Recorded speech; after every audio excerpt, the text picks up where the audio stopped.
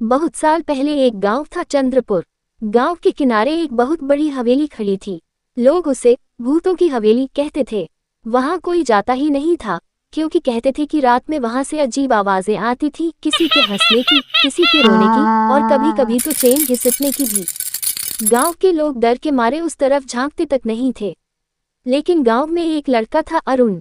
उसे भूत प्रेत पर यकीन ही नहीं था।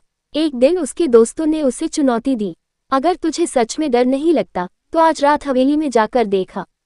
अरुण ने हंसते हुए कहा, ठीक है, आज रात मैं वहीं रुकूंगा और कल तुम्हें बताऊंगा कि वहां कोई भूत नहीं है।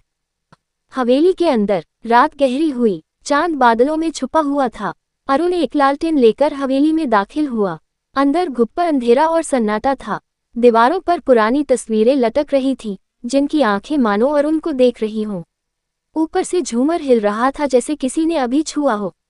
अचानक हवा का तेज झोंका आया और दरवाजा धड़ाम से बंद हो गया। अरुण चौंक तो गया, लेकिन खुद को संभालते हुए बोला, बस हवा है, डरने की बात नहीं।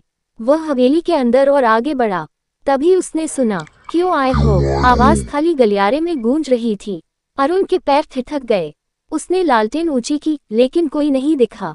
तभी उसने गौर से देखा तो उसे एक डायन सीढ़ियों से आती हुई दिखाई दी। ये देखते ही वह डरकर वहां से भाग खड़ा हुआ। सुबह जब वह अपने दोस्त के पास पहुंचा तो उसने बताया कि वहां बहुत खतरनाक डायन रहती है। ये सुनकर वे तीनों गांव के पंडित के घर गए और सारी घटना उन्हें बताई। पंडित जी उनके साथ वहां गए और अपने मंत्रों के बल पर उस डायन का नाश कर दिया।